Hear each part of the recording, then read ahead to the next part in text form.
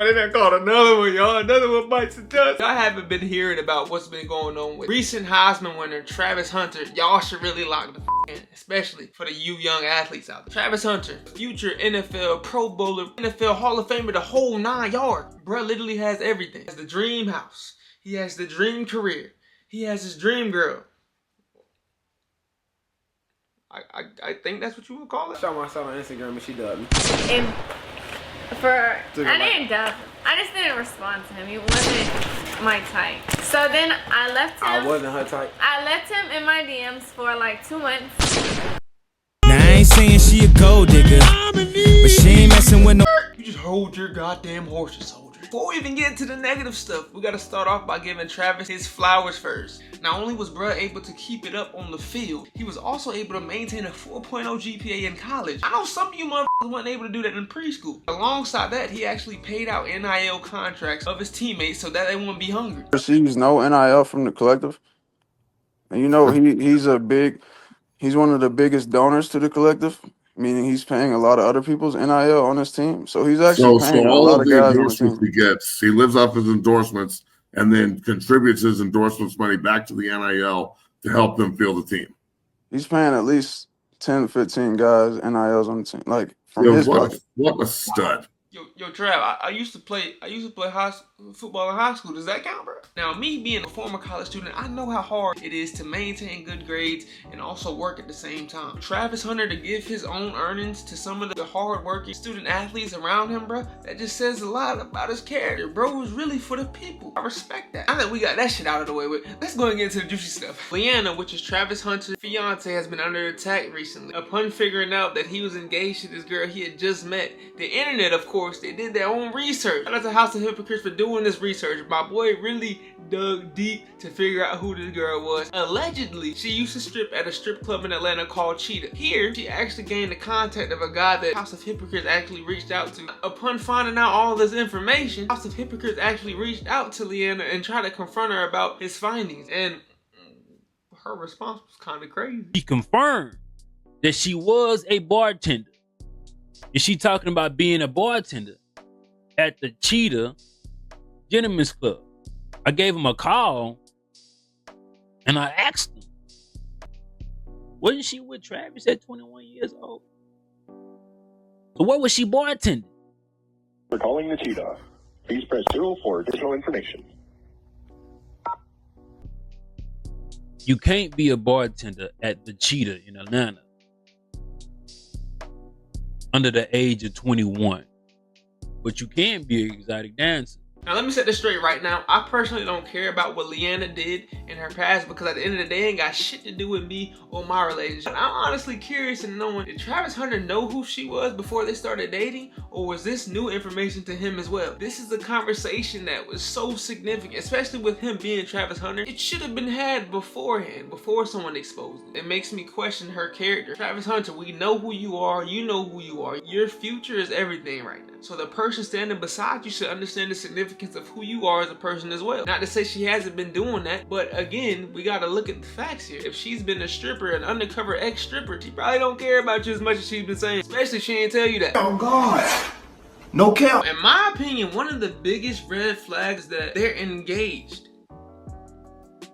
Bro, that means you're about to sign everything that you have. Your car, your house, your dog, your shoes, your clothes, your chain, your football, your Heisman's trophy. You about to sign all that to this girl that literally recorded a YouTube video saying that she was not initially attracted to you. I am a believer in love. I do feel like you should love who you want to love, but how many times have we seen a professional athlete destroyed by his spouse who would later then just leave him? Literally, Stephen Jackson. It's so ironic because I watched this video maybe 2 or 3 days ago. His wife failed to sign the prenuptial agreement. He left her ass at the altar. We need to get that prenup signed so we can go ahead, send it in and get all that taken care of. She's like, I'ma sign it. I'm like, cool. And I'm gonna keep it real with you. I was in love with her. I told her several times, dog, about the prenup and asking about it. This is one of the twists of the wedding, right? So as we planned for the wedding, I'm from Texas, right? She from New York. I'm from Port Arthur, which is an hour from Houston where we get married. I want my pastor to do it. He right there. It'll save us some money. She is adamant about this certain pastor doing the thing, right? So I'm like, cool, it's her wedding. I ain't got no problem. So the preacher, remember the preacher? When I say, oh, I ain't getting married. Preacher steps up. He's like, hold on. Don't make a drastic decision. I think you should just let God handle it. I say, huh? I think you should just let God handle it. Me, as a pastor, I don't believe in prenups. Nah, I know why she was fighting for you. You don't believe in prenup. I ain't getting married. I mean, I think when you're an NBA player, when you're an NFL player, when you're a professional athlete in general, you have to be very conscious with the people you take home and sleep with. You never really know someone's real intentions until you've been through a situation that will test those intentions. Now, let's say, for example, God forbid this happens. I really don't want this to happen at all, but let's say, for example, Travis Hunter goes through an injury, right?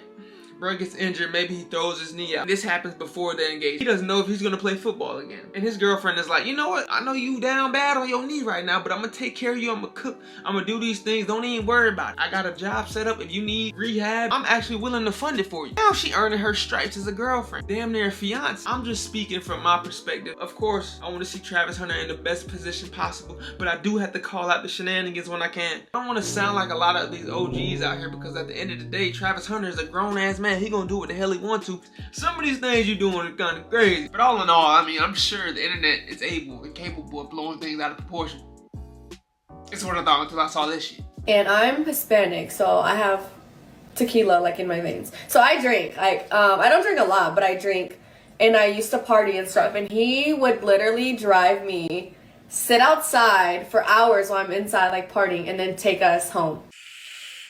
I mean, it could be worse, right? I like everything in order in my way, and if it's not my way, then she wanna blame it all on me. It's almost like she's treating him as if he's not the breadwinner in this relationship, and that shouldn't be the basis of their relationship. It's almost as if anything I say goes, or I leave. It's my way or the highway, and that's a toxic environment for a relationship. It should be 50-50 when it comes to these decisions. Bro, he was literally talking to Shador Sanders. Bro was getting grilled by Shador, I ain't gonna lie. But Shador's asking him, why did you choose to have the wedding in Chattanooga, Tennessee? And Travis Hunter couldn't even give him a real answer. Bro started fumbling. Are you excited about the wedding? Yes, bro. Well, I'm just ready to go eat, dance, do my thing. That's it. When you hang out get with married? the guys, hang out with the family. May 24th next year, bro. Oh, you already got a date? Yes, bro. Right after a rookie minicamp. Yeah. Dang. Bro, yes, we got a date. Where's it gonna be at? Chattanooga, Tennessee. So why'd you pick Chattanooga, Tennessee out of everything? A good venue, bro. She wanna have a good venue. A lot of men are very passive when it comes to small details like where the wedding's gonna be or what the wedding's gonna look like, and I get that. But bro, you damn near just said F it all as if you're not the one paying for it, man. You gotta put in some type of input, dog. My main reason for making this video is to show you all that when it comes to picking your girlfriend or picking your fiance, that should be a critical process. Damn near like 4 or 5 or 6 years of you learning who your person is. We sleeping in the same room together. We living in the same household together. We damn near eating the same food. I'm trying to learn who you are from the front of your face to the back of your face. I'm trying to understand your flaws. I'm trying to see what makes you mad. I'm trying to see what you're good at, what you're bad at, what you don't know about. And I just feel like you can't do that in the small amount of time that Travis has allowed himself to spend with his girl. They've only been together since what? Maybe 2022, 2023.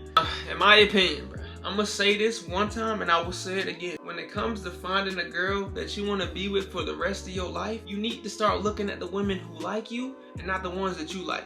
Let me explain. If you find a girl that likes you for who you are, for what you bring to the table, how you talk, how you smile, etc., you should probably pay more attention to that girl as opposed to the one that you DM'd and she took 2 or 3 months to respond to you. You're gonna end up in a situation where you're prioritizing her, you're putting her on a pedestal, and that's all fine. Like, you should put your girlfriend or your fiance on a pedestal to an extent. Don't put her on a pedestal to your demise. Put her on a pedestal to raise and heighten the relationship. She is your priority. Make sure that you're her priority as well. And I feel like Travis Hunter, he wasn't really giving that advice at the point.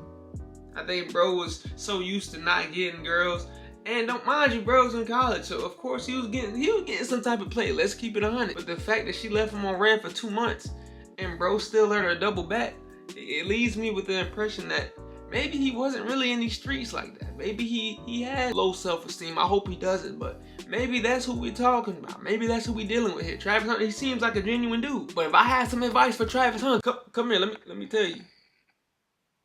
You better not have a baby, my boy.